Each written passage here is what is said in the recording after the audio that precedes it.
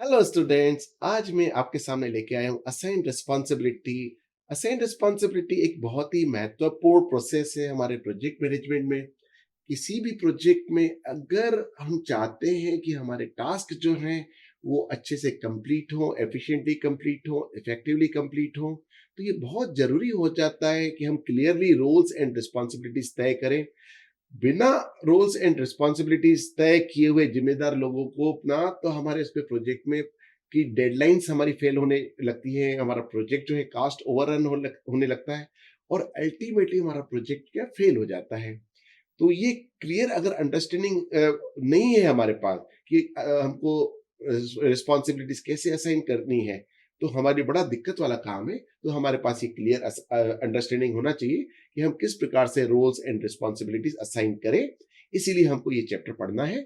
अब इसके जो की कंसेप्ट है तो इसकी हम बात करें कि अ, इसका महत्व क्या है। असाइनिंग रिस्पॉन्सिबिलिटीज का महत्व क्या है।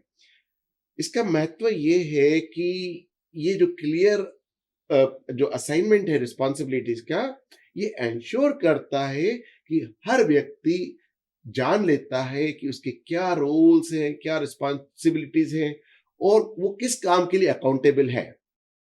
इससे क्या होता है कि अगर कहीं पर रिसोर्सेज लग रहे हो तो डुप्लीकेशन ऑफ रिसोर्सेज नहीं होता है और फिर आपका जो है ये रिड्यूस हो जाता है कि हमारा जो प्रोजेक्ट के फेल होने का चांसेस रिड्यूस हो जाते हैं। ठीक है ना। और इसका महत्व ये भी है कि अगर हम रिस्पॉन्सिबिलिटीज को असाइन करते हैं तो ये अकाउंटेबिलिटी को बढ़ावा देती है और हमारे टीम मेंबर्स को पावर देती है कि वो अपने काम की ओनरशिप ले सकें, अपने टास्क की ओनरशिप ले सकें, प्रोजेक्ट को लीड कर सकें। उससे क्या उनको मोटिवेशन उनका इंक्रीज हो जाता है, उनकी प्रोडक्टिविटी बढ़ जाती है। ठीक है ना। अब इसके लिए हमारे पास एक बहुत ही महत्वपूर्ण और बहुत ही पावरफुल टूल है। उसको हम बोलते हैं राशि चार्ट। राशि चार्ट जो है एकदम क्लियरली अपना हर टीम मेंबर का रोल और रिस्पॉन्सिबिलिटी या बोले कि हर स्टेक होल्डर का clearly role and responsibility assign कर देता है। और चार्ट देख के ही हमको पता पड़ जाता है कि कौन सा व्यक्ति रिस्पॉन्सिबल है और कौन सा अकाउंटेबल है। इस प्रकार से हमको चार्ट देख के ही पता पड़ जाता है। अब राशि का मतलब होता है, राशि एक एक्रोनिम है। आर से होता है रिस्पॉन्सिबल, ए से होता है अकाउंटेबल, सी से होता है कंसल्टेड एंड आई से होता है इन्फॉर्म। तो राशि एक एक्रोनिम है, responsible, accountable, consulted and inform का। ठीक है ना। तो अब इसको हम ब्रेक करते हैं राशि चार्ट को। राशि चार्ट का जो पहला पार्ट है आर, आर इज रिस्पॉन्सिबल। अब इसमें रिस्पॉन्सिबल में ये जो रोल रिस्पॉन्सिबिलिटी का ऐसे लोगों को दिया जाता है जो एक्चुअल में प्रोजेक्ट को कर रहे होते हैं, या ऐसे कह लीजिए कि प्रोजेक्ट के कर्ता, डूअर्स ऑफ द प्रोजेक्ट। ठीक है ना।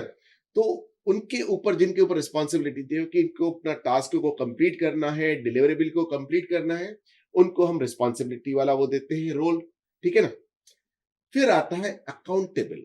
अकाउंटेबल माना अकाउंटेबिलिटी का जो असाइनमेंट ऐसे लोगों को दिया जाता है जो अल्टीमेटली प्रोजेक्ट डिलीवरेबल्स के लिए अकाउंटेबल रहते हैं, जो प्रोजेक्ट आउटकम्स के लिए अकाउंटेबल रहते हैं, प्रोजेक्ट की कंप्लीशन के लिए अकाउंटेबल रहते हैं, या जिनको ही अल्टीमेटली जवाब देना है, अल्टीमेटली वो आंसरेबल रहते हैं, जिनसे उन्हीं से लोग पूछेंगे या उन्हीं से जो क्लाइंट पूछेंगे कि हमारे प्रोजेक्ट का क्या हुआ, या हमारे प्रोजेक्ट की प्रोग्रेस क्या है, या हमारे प्रोजेक्ट में कॉस्ट कितनी आ रही है, हमारा कितना कॉस्ट ओवररन हो रहा है, या कितना टाइम ओवररन हो रहा है, या हमारा प्रोजेक्ट अपने ट्रैक पर चल रहा है।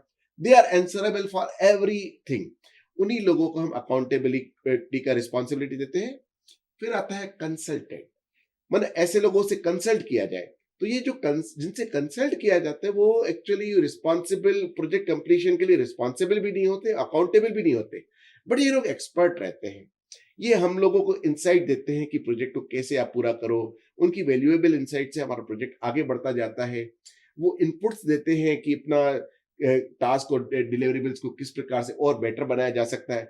वो अपनी एक्सपर्टाइज हमारे साथ शेयर करते हैं कि टास्क को और अच्छे तरीके से और एफिशिएंटली किस प्रकार से पूरा किया जा सकता है। बट वो एडवाइस देते हैं, डायरेक्टली रिस्पॉन्सिबल किसी भी काम के लिए नहीं है, कंप्लीशन ऑफ वर्क के लिए डायरेक्टली रिस्पॉन्सिबल नहीं रहते। फिर आते हैं इन्फॉर्म्ड। इन्फॉर्म में जो ये अपना रहता है कि ऐसे इंडिविजुअल्स और ग्रुप्स जिनको कि इन्फॉर्म करना ज़रूरी है प्रोजेक्ट की प्रोग्रेस के बारे में और प्रोजेक्ट के आउटकम के बारे में या टास्क के बारे में या डिलीवरेबल के बारे में। ये लोग डायरेक्टली इन्वॉल्व नहीं होते वर्क में, लेकिन इनको हमेशा इन्फॉर्म करते रहना पड़ता है। अब इसको इम्प्लीमेंट कैसे किया जाता है राशि चार्ट को इम्प्लीमेंट करने का मैं आपको एग्जांपल भी अगले लेक्चर में ज़रूर बताऊँगा। लेकिन इसके लिए सबसे पहले हमको क्या करना पड़ता है, कोई राशि चार्ट अगर हमको क्रिएट करना है, तो हमको सारे जो भी टास्क हैं और डिलिवरेबल्स हैं, उन सब की एक लिस्ट बना लेनी पड़ती है। फिर उन टास्क और डिलिवरेबल्स के जो रिस्पॉन्सिबिलिटीज़ हैं, उनको नाम दे दिया जाता है आर, ए, सी और आई। फिर हमारे टीम मेंबर्स के हिसाब से उनको उसी प्रकार की रिस्पॉन्सिबिलिटी दी जाती है कि अ, कौन-सा व्यक्ति इसके लिए रिस्पॉन्सिबल रहेगा, कौन-सा अकाउंटेबल रहेगा, कौन-सा कंसल्टेंट रहेगा और कौन-सा इन्फॉर्म्ड रहेगा।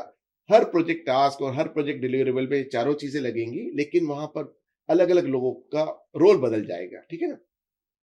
अब इससे क्या होता है कि हमारा जो अ टीम मेंबर्स में क्लैरिटी आती है कि उनका क्या एक्चुअल में रोल है और उसका अपना रिस्पॉन्सिबिलिटीज़ क्या है। और ये राशि चार्ट को हमेशा क्या अपने को रिव्यू करते रहना चाहिए, अपडेट भी करते रहना चाहिए क्योंकि हमारा जो प्रोजेक्ट है ना वो डायनामिक्स मतलब उसमें परिवर्तनशील रहता है। उसमें कुछ न कुछ चेंज आ सकता है या कोई नए-नए टास्क उसमें आ सकते हैं। प्रोजेक्ट का स्कोप बढ़ सकता है, प्रोजेक्ट का स्कोप घट सकता है, इस प्रकार से। तो स्टूडेंट्स आप लोगों ने देखा कि रिस्पॉन्सिबिलिटी को असाइन करने का कितना ज़्यादा महत्व होता है। हम अपने अगले लेक्चर में लेंगे कि इस राशि चार्ट को बनाया कैसे जाता है। तब तक के लिए थैंक यू वेरी मच।